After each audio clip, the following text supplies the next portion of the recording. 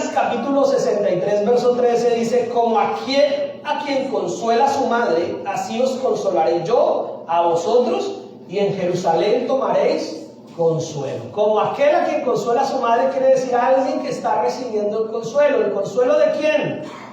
El consuelo de Dios. Y ese es el mensaje de hoy. Hace 2 domingos, o los 2 mensajes con los que finalizamos el mes de abril, tenían un nombre, un título. Uno de ellos era El que fue, y el otro mensaje, que fue el de hace 8 días, era El que será. Y hoy enlazaremos este nuevo ciclo de mensajes con un mensaje titulado El que es. El que es. Ya vimos el que fue, ya vimos el que será, y hoy vamos a mirar el que es. Libro de Marcos, capítulo número 1, verso 7. Libro de Marcos, capítulo número 1, versículo 7. Dice así: y predicaba diciendo: viene tras mí el que es más poderoso que yo, a quien no soy digno de desatar encorvado la correa de su calzado. ¿Quién nos estaba hablando en ese instante a través de la Escritura? Juan el Bautista, primo de Jesús, que era el hombre que estaba hasta ese momento llevando la palabra del Señor al pueblo, era el que estaba gritándole al mundo: arrepiéntase, porque el reino de los cielos se ha acercado. Y entonces la gente empezó a mirar a Juan el Bautista como alguien muy importante, que el mismo Señor Jesucristo más adelante dijo: oiga, no ha nacido hombre de mujer como este varón. Juan el Bautista llegó a ser un profeta demasiado importante en la historia bíblica. Sin embargo, este hombre es el mismo que está diciendo que venía tras de él el que es más poderoso que yo. Juan el Bautista está diciendo: yo no soy digno de encorvarme como un esclavo para sujetarle, para amarrarle la correa de sus calzados. O sea, ni siquiera ser un esclavo de Jesús, Juan se consideraba digno. Entonces hoy iniciamos este sermón, este espacio, esta predicación, esta palabra de Dios en su vida, para entender que el que es más que nosotros. Ay, pastor, pero eso es muy lógico, ¿no? Usted nos está diciendo cosas muy elementales, muy básicas. Pero ¿sabe qué es el asunto? Que en la práctica a veces creemos que Dios es nuestro igual. En la práctica a veces nos olvidamos que Él es más poderoso que yo, que Él es el que tiene poder y dominio sobre mi vida. Pero en la práctica a veces hacemos a Dios como un igual a nosotros, como un igual a mí. Ah, no, Dios me responde, me soluciona, como si le estuviéramos hablando a un compañero, a un vecino, a un jefe, a un policía, a cualquier persona que de pronto no le tenemos el respeto, o no le tenemos la confianza, o no le tenemos el grado de relación. Entonces en la práctica a veces nos equivocamos, nos confundimos y creemos que Dios está a nuestro nivel, o que yo estoy al nivel de Dios. Pero la realidad es que Juan el Bautista, un hombre tan tremendo a nivel histórico en la Biblia, dijo: yo no soy digno ni de encorvarme como un esclavo. Yo no soy digno ni de ponerme como un sirviente a los pies y desamarrarle o amarrarle el calzado que él trae. Juan el Bautista lo tenía claro. Él sabía que el que es más poderoso que él. Entonces ahí ya tenemos un primer inicio. Algo que debemos tener muy claro es que Jesús es Dios. ¿Amén?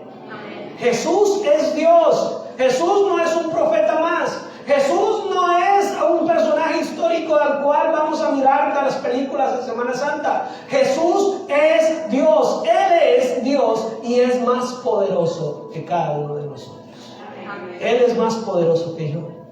Pero oiga, eso suena lógico, pero en la práctica hay que hacerlo real. En la práctica tenemos que reconocer que Él es más poderoso que usted. Ah, es que si yo no hago la trampita, es que si yo no acomodo la situación a mi manera, es que si yo no digo la mentirita, entonces no se me va a solucionar las cosas. Entonces hacemos a Dios igual a nosotros porque creemos que Él no es más poderoso para que usted, diciendo la verdad, haciendo lo correcto y haciendo las cosas que agradan a Dios, entonces Dios no sea capaz de bendecirlo. Es que si no le digo la mentirita a mi jefe, entonces me echa. Porque no le dice la verdad, y si lo echa, hay uno más poderoso que usted que le puede proveer otro trabajo. Pero déjeme decirle que si usted habla con la verdad, hay uno más poderoso de usted que va a hacer que esa verdad tal vez le genere algún inconveniente, pero por la verdad murió Cristo en la cruz del Calvario. Entonces por esa verdad Dios va a glorificarse. Usted va a agradar a Dios. Por eso es que le estoy diciendo que en la práctica a veces hacemos a Dios nuestro igual. Como si usted no puede quitar a Dios que yo se soluciona. Si usted no me va a ayudar Dios a su manera, déjeme que yo solucione la mía. Y entonces estamos como dándole un empujón a Dios creyendo que Él es igual a nosotros. Creyendo que Él, si no, yo hago las cosas a mi manera, porque como que a Dios le quedó grande. Pero déjeme decirle, a Dios nada le queda grande. Dios es grande y poderoso. Amén. Más poderoso que usted y que yo. Más poderoso que nosotros juntos. Amén. Más poderoso que cualquiera en esta tierra. Ay, es que el amigo, el no sé qué, que es millonario, que si yo no le, mejor dicho, yo no le hago y le cepillo, entonces no voy a tener el beneficio que esa persona me puede dar. Y resulta que Dios no quiere que usted haga nada indebido. Dios solamente quiere que usted sea un hombre, una mujer, temeroso, sabio, lleno de sabiduría, lleno de la palabra del Señor. Que si Dios no quiere bendecir a través de esa persona, Dios no va a bendecir. Pero usted no tiene que hacer nada indebido, ni darle idolatría, ni darle ese tipo de a veces adoración a alguien más que a Dios. Amén. Dios es Dios más poderoso que todo ser humano. Más poderoso que los ricos de este mundo. Más poderosos que los millonarios de este mundo. Ahorita estamos plagados de noticias y de cosas de lo que están haciendo los millonarios y de lo que están haciendo los actores y los famosos, y nos tienen bombardeados con eso para distraer al mundo de que necesitamos de Dios. ¿Y qué pasa? Que la gente cree que Dios está por debajo de esos millonarios, está por debajo de esos famosos, está por debajo de esos presidentes. Pero algo que tenemos que hoy, por lo menos los que venimos a este servicio hoy y los que estamos viendo este mensaje, es que Dios, que Jesús es Dios y que es más poderoso que nosotros. Y que nosotros no somos dignos de Él, aún así Él nos ama. Y ese es el regalo bonito, que aún así Él nos ama. Génesis 35:11, mis hermanos. Génesis capítulo 35, verso 11.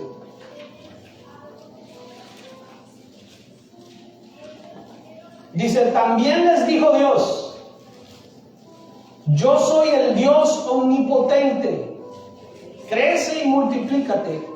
Una nación y conjunto de naciones procederán de ti y reyes saldrán de tus lomos. Nos vamos a centrar solamente en las palabras iniciales de Jesús, de Dios ahí en ese momento. Dice, también le dijo Dios, yo soy el Dios omnipotente. Si Jesús es Dios, Jesús es omnipotente. Si Jesús es Dios, Él es todopoderoso. ¿Qué es omnipotente? Eso, todopoderoso. Todo lo puede, no hay nada que Dios en su soberanía y en su poder absoluto no pueda hacer. Pero también dentro de esas características, como que a veces las hemos escuchado pero no sabemos con qué se comen, omnipotente es que Él es todopoderoso. Pero también hay una palabrita que tal vez usted alguna vez ha escuchado, si no hoy la va a escuchar, y es que Él también es omnisciente y omnipresente. Proverbios capítulo 15, verso 3.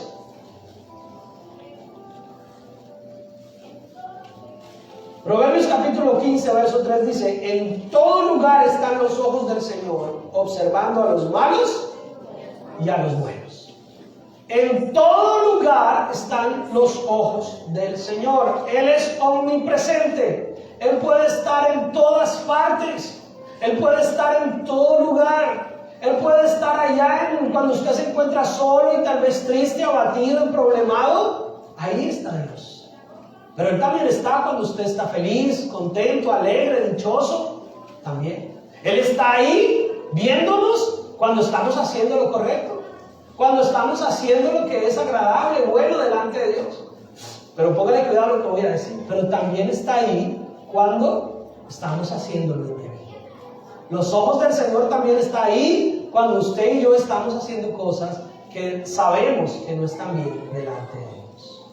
Entonces miren cuán importante y cuán necesario es entender que Dios es omnisciente, omnipresente. Primera de Juan, capítulo 3:20.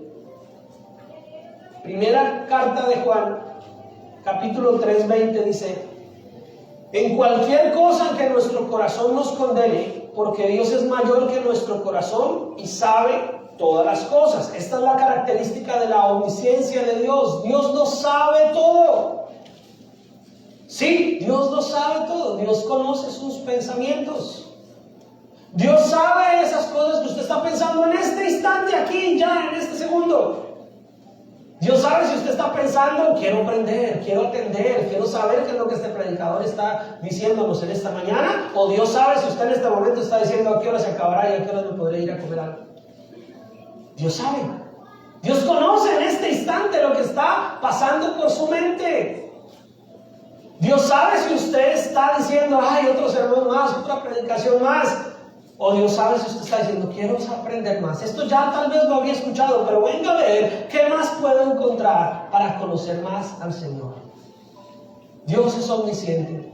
Dios sabe si tú estás acá de buena gana o de mala gana.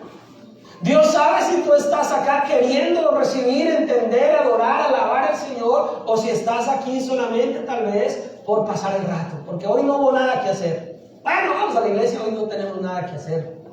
No, Dios no es el que dejamos para cuando no tenemos nada que hacer. Dios es al que acudimos, aunque tengamos mucho que hacer, para que después podamos seguir haciendo. Dios es el Dios grande y poderoso. Él es el que es. Entonces ahí vemos tres características que tal vez usted las había escuchado y hoy no las estoy tocando a profundidad, solamente las estoy pasando muy por encimita, porque cada una de estas características tiene mucha tela que cortar, tiene mucho que mirar. Pero entonces son tres características de Dios, que es que omnipotente, omnisciente y omnipresente. Algunos teólogos aún más modernos, algunos teólogos han querido ponerle más de este tipo de atributos con esas características, y hay una que encontré que me pareció interesante para mirarla hoy, y es que también la palabra del Señor nos revela que dentro de esas características Él también es omnibenevolente. Y entonces, ¿qué es omnibenevolente? Eso ya suena un poquito como más amarrado, como acondicionado, pero vamos a mirar qué significa eso. Primera de Juan, capítulo 4, verso 7. Primera de Juan, capítulo 4, verso 7. Amén. Amados, amémonos unos a otros, porque el amor es de Dios. Todo el que ama es nacido de Dios y conoce a Dios. Eso está bajo un grupo de versículos que revelan una de las principales, aunque todas las características de Dios son maravillosas, pero revela una característica muy interesante de Dios, y es que Él es el amor. No es que Dios tenga amor. No es que Dios un día se levante diciendo, ay, hoy como que sí tengo ganas de amar allá a los de Príncipe de Paz, allá en Norte. No. Es que Dios en sí mismo es la esencia del amor. Él es el amor. Y cuando hablamos de que Él es el amor, quiere decir que todo lo bueno, toda la misericordia, toda la bondad, toda la benevolencia, ¿qué quiere decir benevolencia?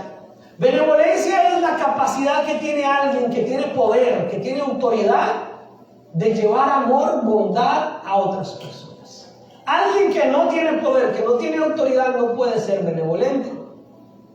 Pero alguien que tiene poder, que tiene autoridad, que está en capacidad de estar sobre otros, puede ser benevolente. Pues Dios es el todopoderoso, Dios es el todo presente, y Dios es el todo conocedor, omnipresente, omnisciente, omnipotente. Es el Dios que está en todo poder y con toda autoridad y con todo lo que puede hacer sobre nosotros. Es el mismo Dios que puede amarnos y puede ser benevolente con nosotros. ¿Por qué? Porque en su esencia Él es bueno. Porque en su esencia Él es amor. ¿Amén? ¿Sí vamos bien hasta ahí? Porque Dios es el amor. El que es amor. Y vamos a ir a Apocalipsis. Vamos a ir a Apocalipsis, capítulo 1. Libro de Apocalipsis, capítulo 1. Vamos a mirar del verso 4 al verso 8. Ya entendiendo y teniendo como base estas 3 o 4 características que acabamos de conocer de Jesús. Apocalipsis, capítulo 1, verso 4 al 8. Dice que Juan, el autor del libro de Apocalipsis, Dice que Juan recibió una revelación, una visión de Dios, una profecía que marcó y que no vamos a profundizar hoy, pero que vamos a entender solamente una dinámica de lo que él recibió. Y es que Juan dice que a las 7 iglesias que están en Asia, gracia y paz a vosotros del que es.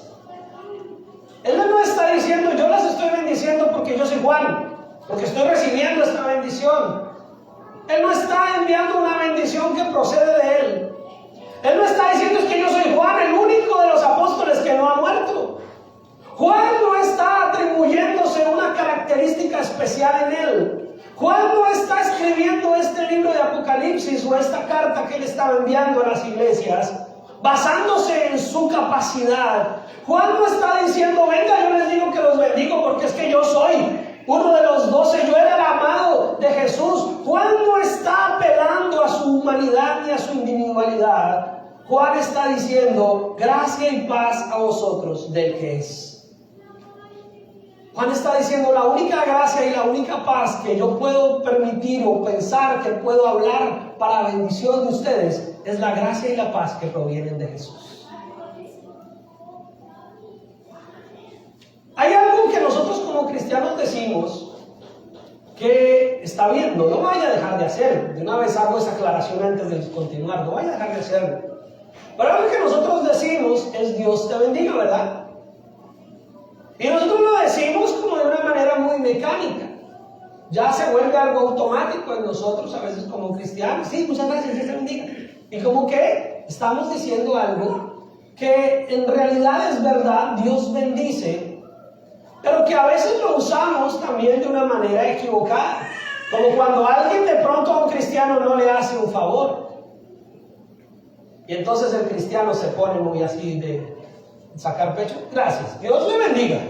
Pero ya no es el mismo Dios le bendiga, ¿verdad? Ya es un Dios le bendiga como queriendo decirle ojalá no lo bendiga.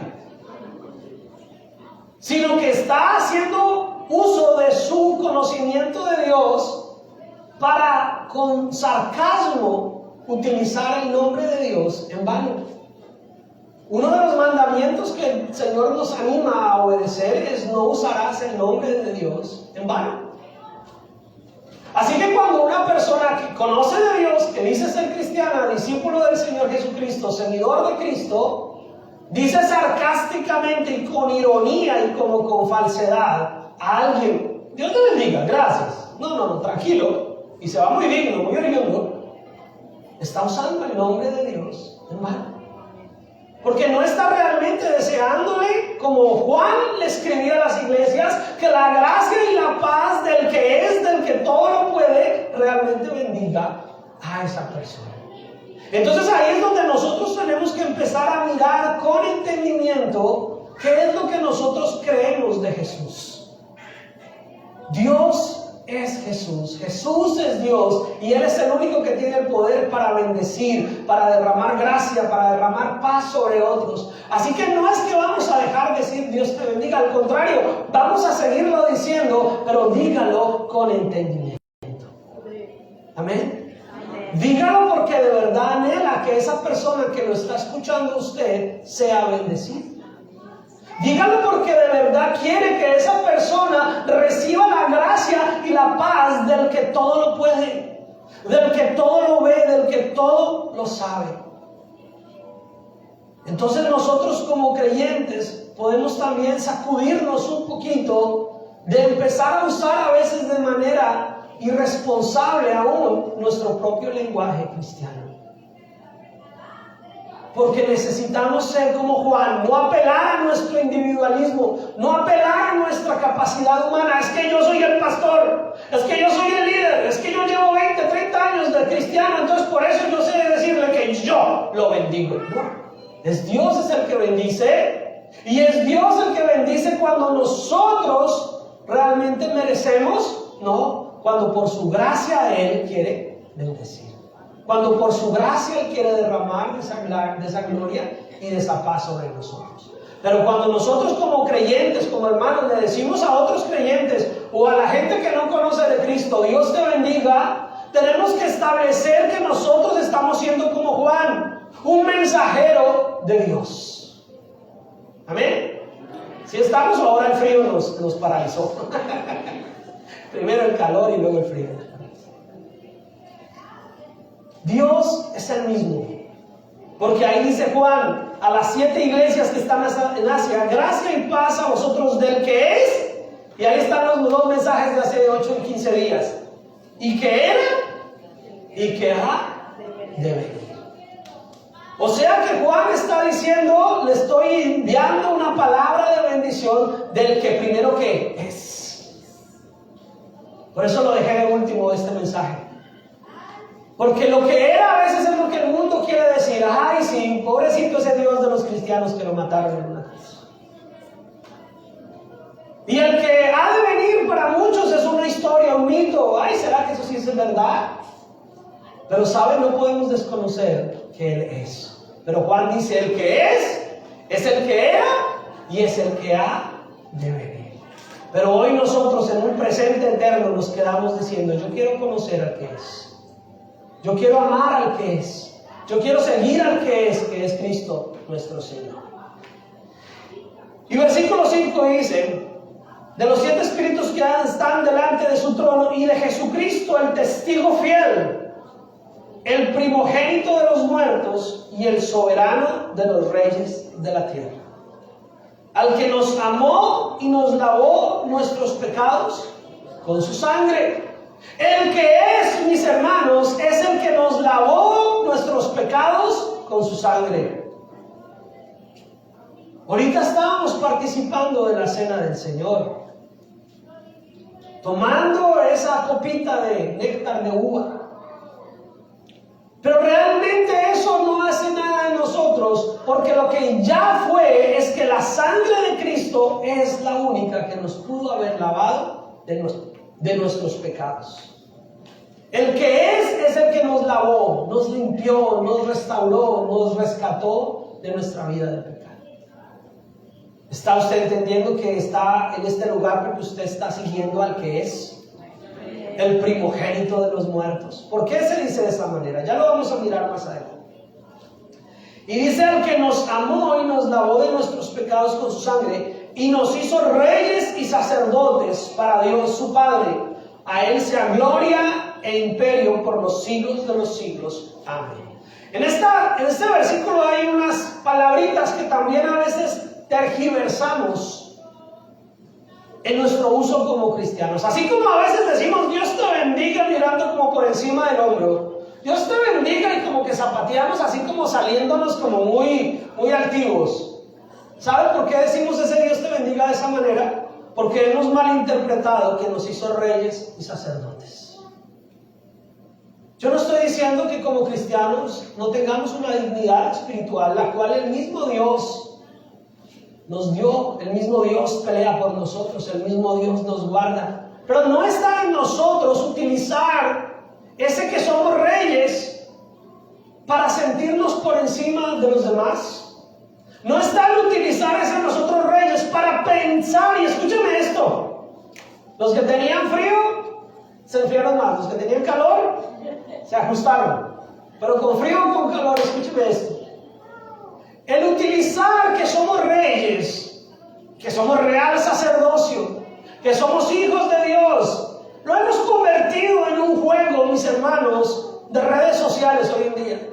Lo hemos convertido en un juego para decir yo soy un príncipe y soy una princesa de Dios. Pero ¿en qué sentido eso es verdad? En que estamos para hacer la obra que Dios nos ha encomendado.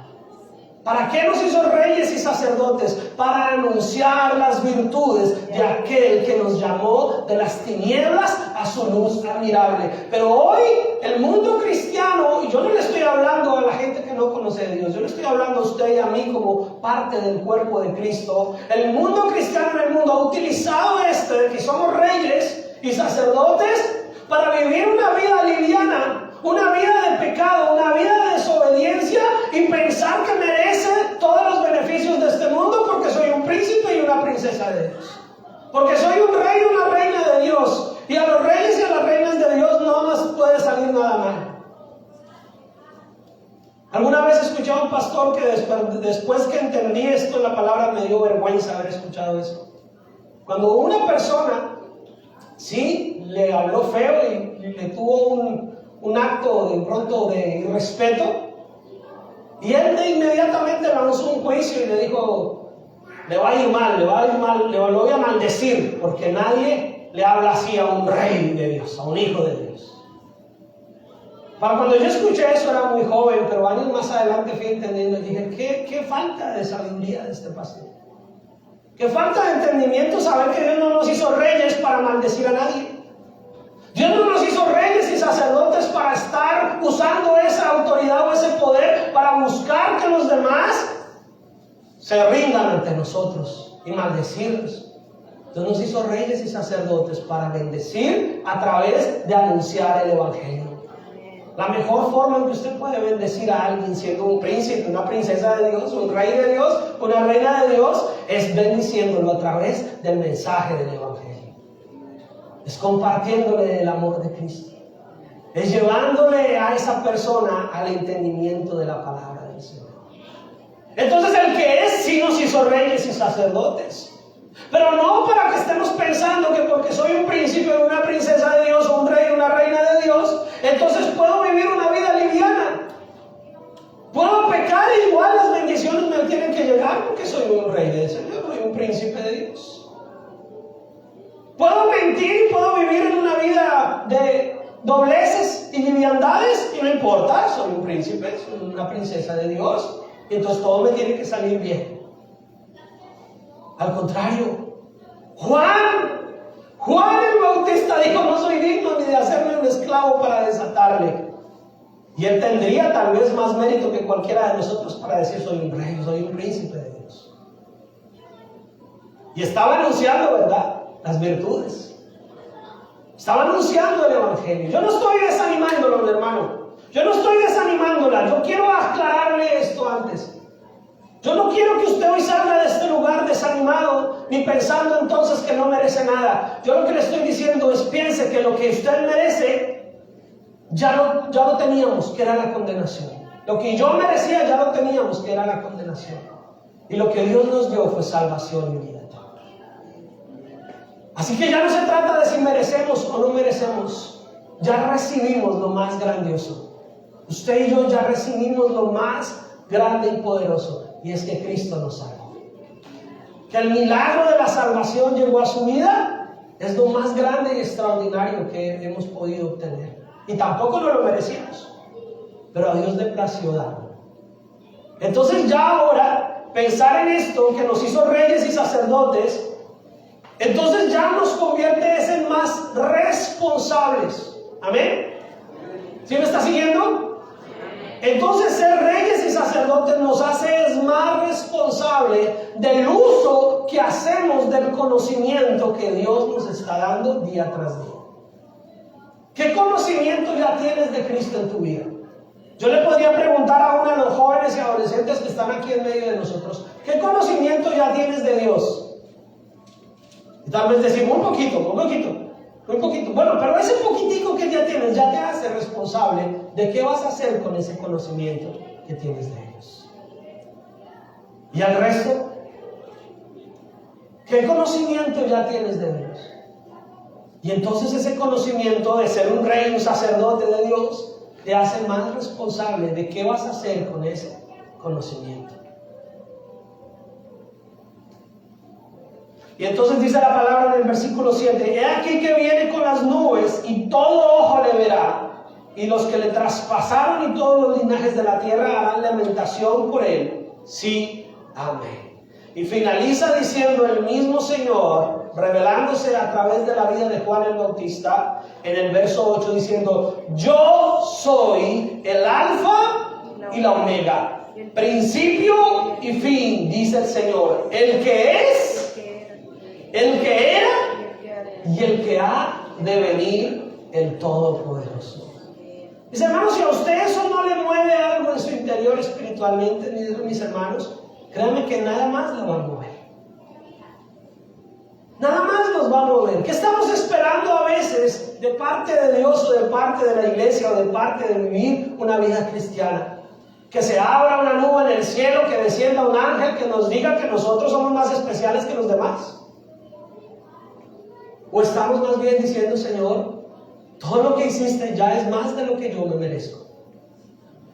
Ahora, Señor, permíteme seguir dándote a ti la gloria, porque tú eres el alfa y la omega. Tú eres el principio y el fin. Tú eres el que era, el que es y el que ha de venir.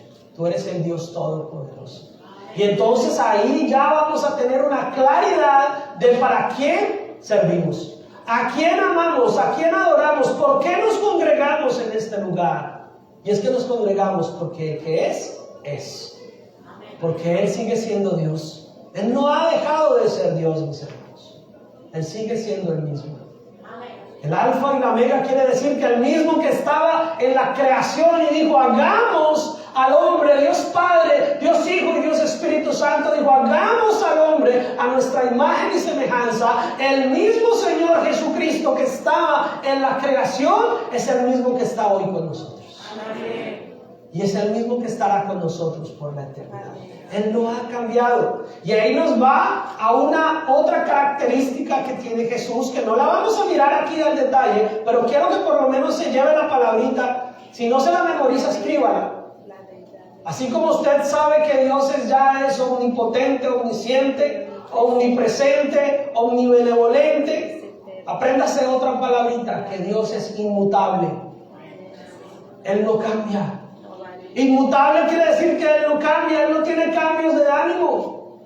Dios no está un día desanimado y otro día está animado. Dios no está un día contento por usted y otro día está muy triste por usted. No, Dios le ha amado con amor eterno.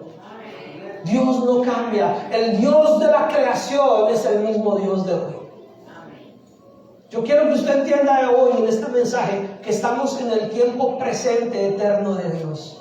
Y ese tiempo presente eterno de Dios hace saber que usted está siguiendo a un Dios que no cambia, que no tiene momentos de subida y bajadas de ánimo, que un día quiere bendecirlo y al otro día ya no quiero, se me quitaron las ganas.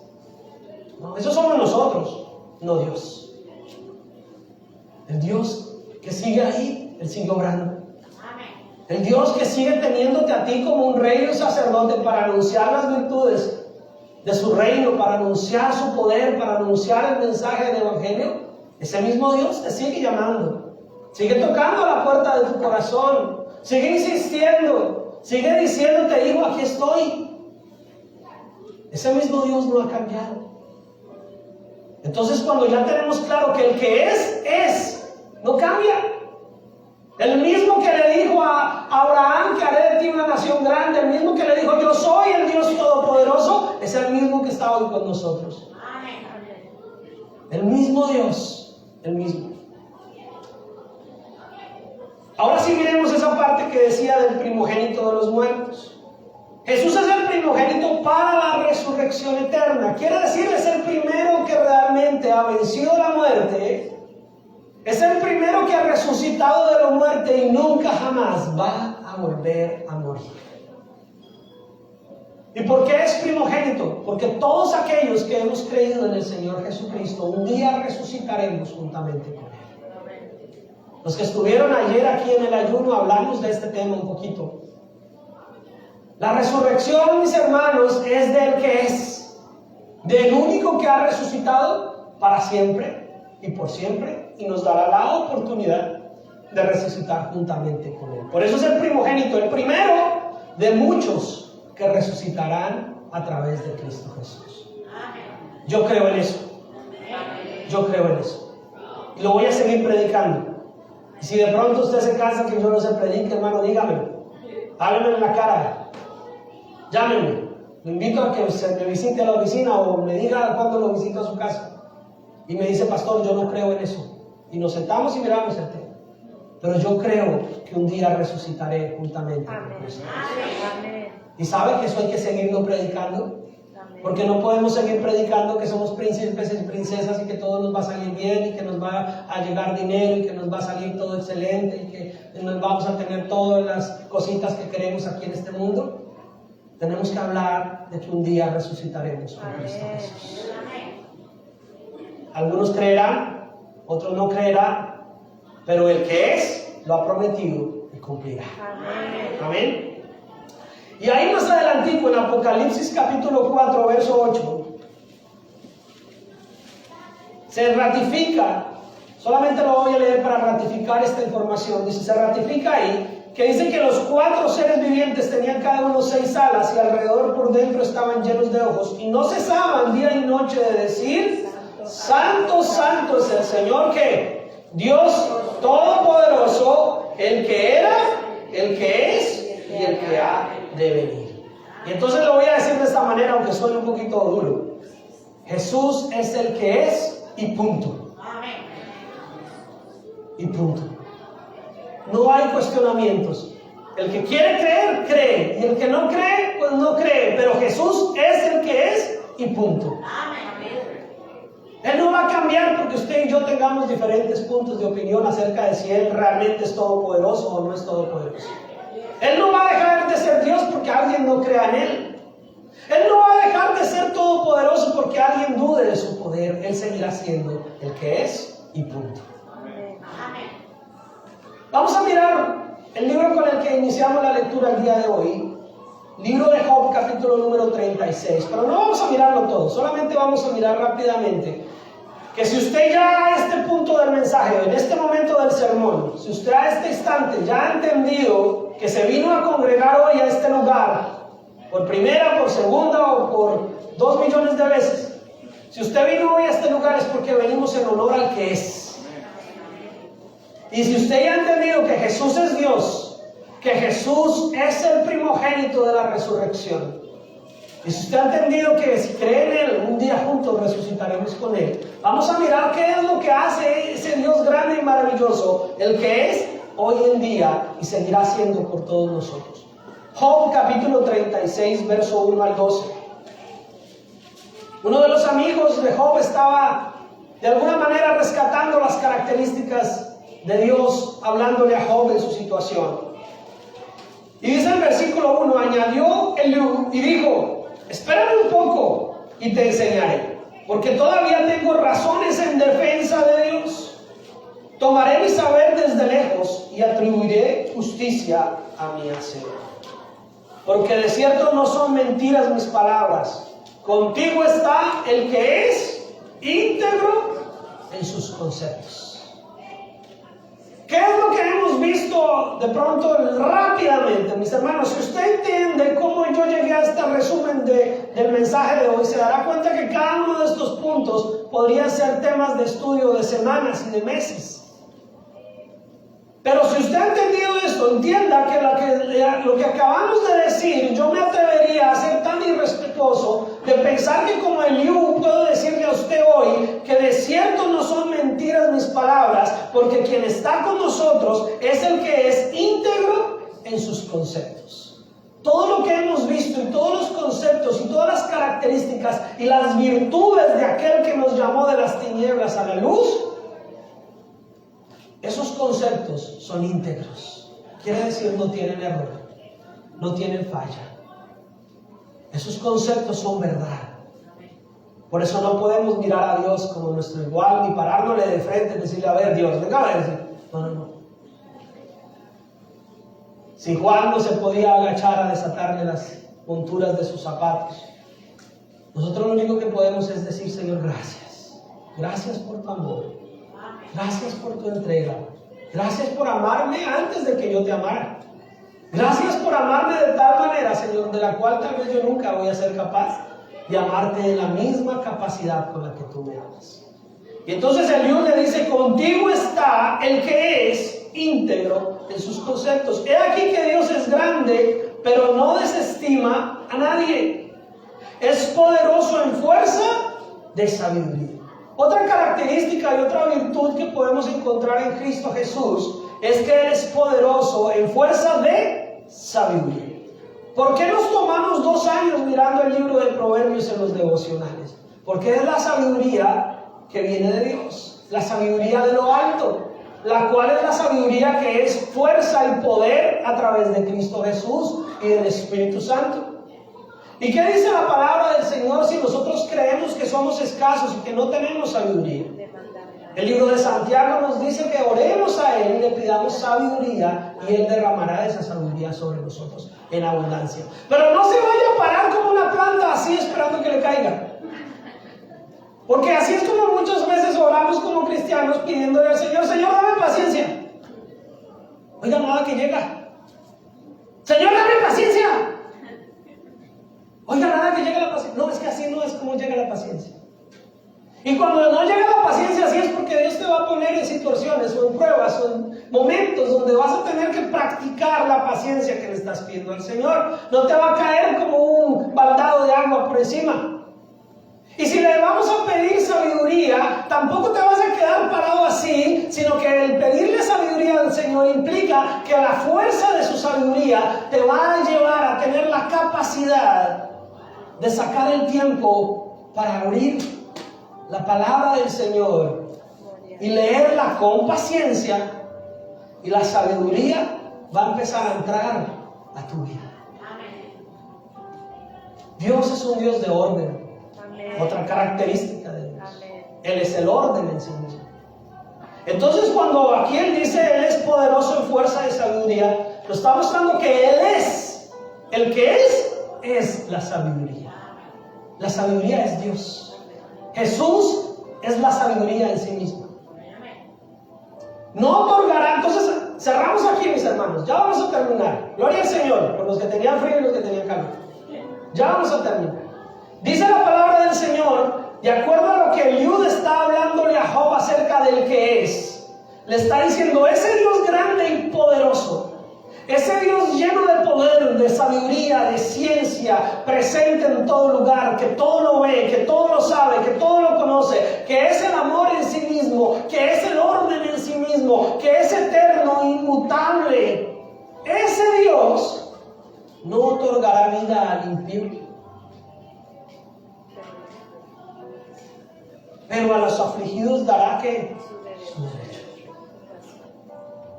¿Quién es el afligido? Aquel que reconoce su necesidad. No apartará de los justos sus ojos. No es una pregunta, es una afirmación. Dice, no apartará de los justos sus ojos. O sea que si hemos sido vistos justos por el Señor, Él no apartará sus ojos de nosotros. Ese Dios grande y poderoso. Antes bien con los reyes los pondrá en trono para siempre y serán ¿qué? Exaltados. Pero ¿quién va a hacer eso? Dios, no nosotros mismos. No somos nosotros los que nos vamos a exaltar. Es Dios quien a su debido momento exaltará a sus justos. Y si estuvieren prendidos en grillos y aprisionados en las cuerdas de aflicción, Él les dará a conocer la obra de ellos y que prevalecieron sus rebeliones. O sea que Dios nos va a hacer entender que si estamos a veces pasando por circunstancias de aflicción, muy seguramente somos responsables de esas acciones. Pero Él nos va a hacer entender nuestras rebeliones. Y despierta además el oído de ellos, ¿para qué? Para la corrección. Dios quiere corregirnos y para eso nos hace entender si estamos equivocados. Para que nos arrepintamos.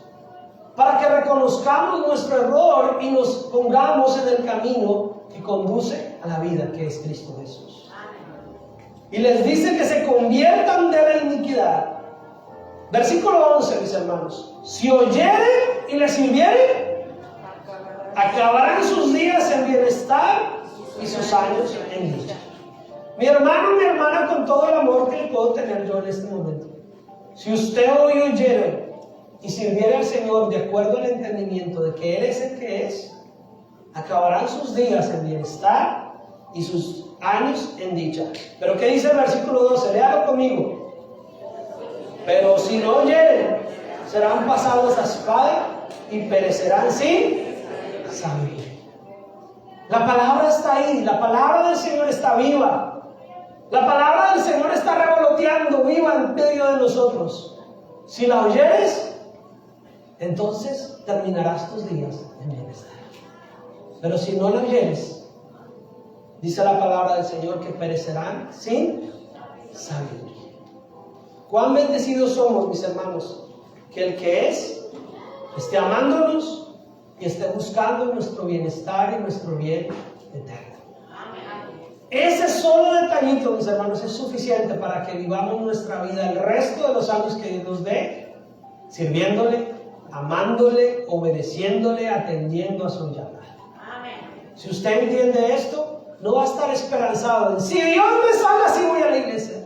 Si Dios me consigue el trabajo, entonces sí le voy a servir. No, ya hizo todo por nosotros. Ya lo entregó todo. Ya lo dio todo, ya te dio lo mejor. Si tú le sirves sin condiciones, si tú le sigues sin estar buscando más cosas aparte de lo que ya te ha dado, todo lo demás, dice la palabra, llegará por añadidura. Solamente síguele, sírvele, persevera y sigue al que es. Y punto. Padre Celestial, Señor, te damos gracias, bendito Jesús. Te damos gracias por esta mañana de bendición, Señor. Porque estamos aquí en honor a ti, Jesús, el que es, el que fue y el que será, el que ha de venir, Señor, el Dios grande y todopoderoso. A ti, para ti y por ti es todo lo que hacemos en este lugar, Señor. Si cantamos, si predicamos, si oramos, si servimos, si aportamos, si colaboramos, aún si nos entretenemos como iglesia y nos buscamos un ambiente de coinonía, de camaradería, de bendición, de compañerismo, aún en medio de todo eso, Señor, todo lo que somos y todo lo que hacemos es en honor a ti. Es porque tú eres el que es. Porque no buscamos a otros sino a ti, Señor Jesucristo.